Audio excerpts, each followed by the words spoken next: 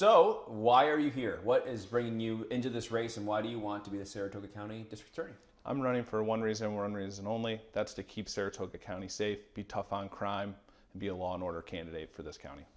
What about your experience and your life has you prepared for this job if elected? Yeah, I'm a lifelong Saratoga County resident. I know the challenges that it faces. I've served as a prosecutor on both the state and the county level. I did defense work as an attorney general across the entire state. And for the last 6 years, I've served as a principal court attorney to 2 Supreme Court justices. So I have the well-rounded experience to get justice for our victims, use the criminal justice system to help people that need mental health counseling or drug counseling, and to also back our local law enforcement. What about those experiences and that workflow do you apply to a district attorney's office specifically in terms of how you would operate it? I would operate it like a business.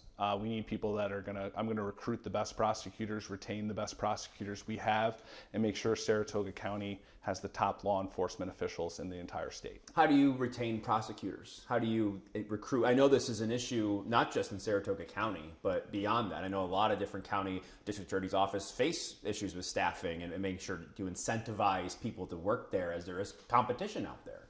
Yeah, I've been a prosecutor, a principal court attorney, and a defense attorney throughout the region, so I know where the best prosecutors are, and I'm going to actively recruit them and bring them to Saratoga County. As this campaign has unfolded through various forums and such, and interviews, there has been questions about that experience that you've had. How would you address some of those concerns, or to the voters who might say, well, maybe that doesn't match up to this job? Yeah, I have well-rounded experience. I have far better experience than my opponent. My opponent works in the tax department in Albany. I think Saratoga County has very few cases involving tax violations. I don't think that's really what the voters are crying out for, is someone with tax law experience. I think they want someone with my experience that's going to be tough on crime. How would you handle criminal justice reform? And that goes back to 2019, of course, and there are those that have been in these offices that have seen it take place. For you, that as someone that has been a bit on the outer fringes of that, how would you look at that and how would you address it and work within the parameters? We can talk about your thoughts on it in a second, but how do you work within the current parameters of the system the way it is right now? So throughout my campaign, I've been trying to offer Saratoga County solutions for the problems that Albany's presented, namely bail reform.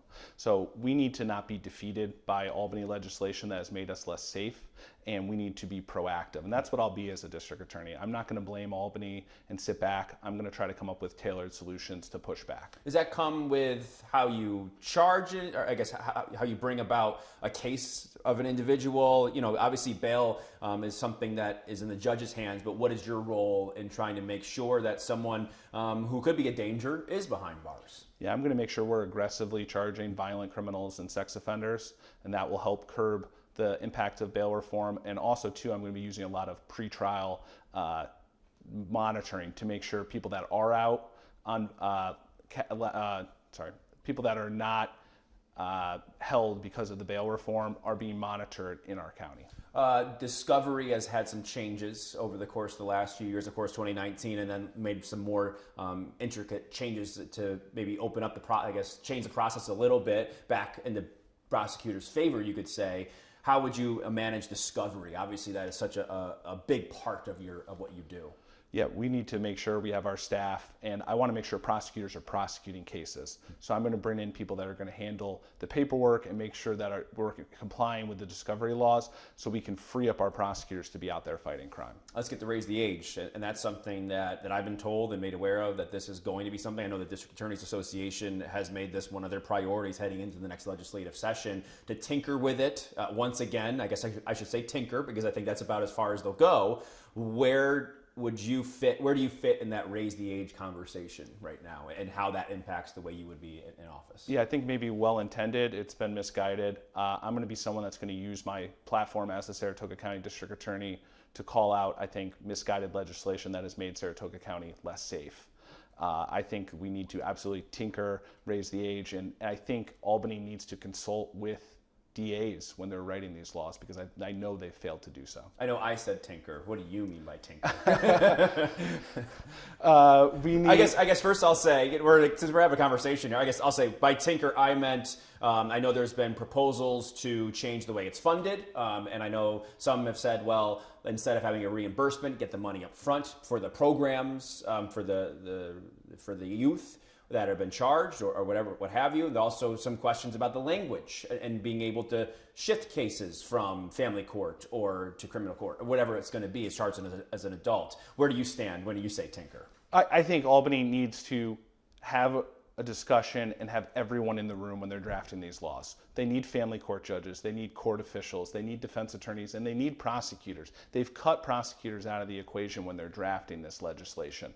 Everyone needs to be in the room so we see everything from all perspectives. Do you think they need to change the language of it? Yes. In what way?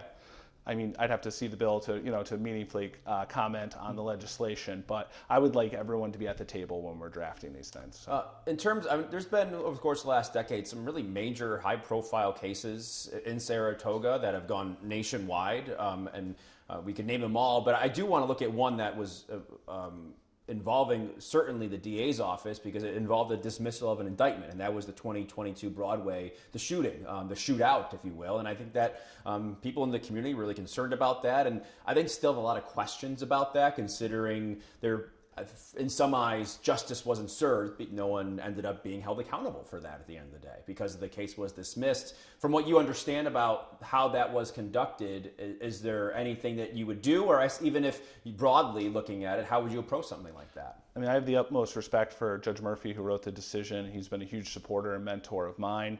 The case was argued in the appellate division last week. I'm very interested in reading what they end up doing with that case because it's been obviously a hotly debated decision, so I'm very intrigued to see what the third department does with that decision. In terms of how that would fit as is there a way that you would present that? Do you have thoughts on where you could bring about something that can move forward and avoid how do you avoid something like that if you were in office? How would you avoid a dismissal in that case?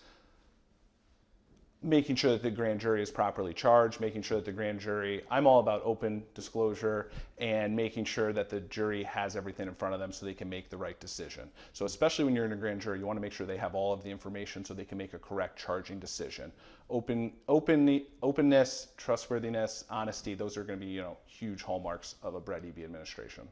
You mentioned recently in an article regarding your opponent, a case right now that's being litigated where he is named as a defendant in a wrongful conviction of a pretty high-profile case from a few years ago where a state trooper was killed, and then that conviction was overturned in a court a couple of years ago, and now the individual, Aaron Muniz, is now filing a lawsuit against some individuals, and your opponent is named in that. Why were you quoted as the saying you believe he should answer questions on that?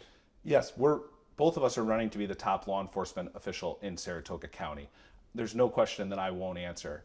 He is being sued for malicious prosecution in multiple courts. He needs to answer that. It's exceptionally troubling, and the allegations against him are very severe. And his propensity to not answer questions is very telling, because the voters have a right to know, and jurors are always going to wonder if my opponent is giving them the full and honest truth, because he failed to disclose that he's being sued for malicious prosecution.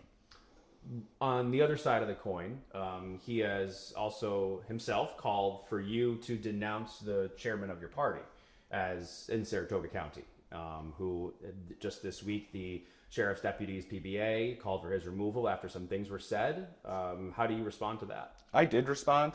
I put a statement out there. I was at the service for Under Sheriff Brown's mother, who by all accounts was an amazing woman. I'm endorsed by our Sheriff's PBA, and there was an allegation that they moved signs. I know that they didn't, and I put out a statement to that effect, that I was at that service, and I know for a fact that no sheriff deputies touched any signs. Do you think the chairman should step down of the party in Saratoga County? I have no say in obviously who runs any political party whatsoever. Okay. What are the other issues that you think that you would like to address, if elected in office, as you take your first steps as a prosecutor in Saratoga County? Yeah, the biggest thing I want to do is improve victim services. I want to make sure victims have the support they need throughout the whole court case, and then also to being a prosecutor, the case doesn't end when there's a verdict or a guilty plea. You need to keep making sure that the victims are supported after the case is over. What about, I know that you've been a big proponent of animal abuse registry, right? Why is that? In Saratoga County, we saw an absolute outbreak of animal abuse cases, and I wanted to use my platform as a candidate to make meaningful change. I didn't want to sit back and wait for Election Day or wait for January 1st, so I called for the creation of an animal abuse registry.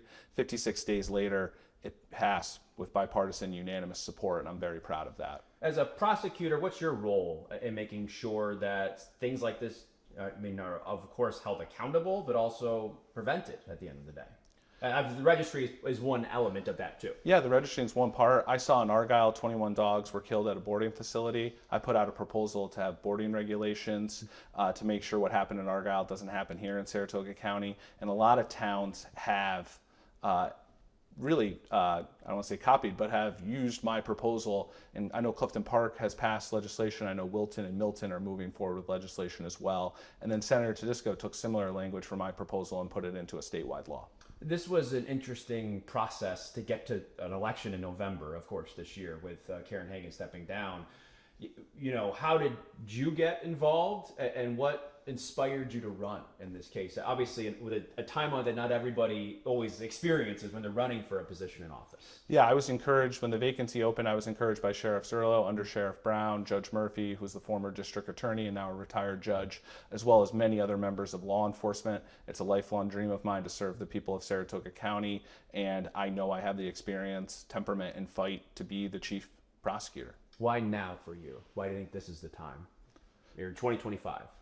We need a tough on crime, law and order prosecutor to make sure that we're safe. We've seen what happens when soft on crime, far left prosecutors get in place, and I don't want that to happen in my hometown, in my home county. What will make this campaign, why is this job worth it for you at the end of the day? Obviously, campaigning's tough. You go out there, put yourself out there. Why is this job, why does this matter so much to you right now? I've lived here my whole life. My family's here. My daughter goes to school at Shenandoah.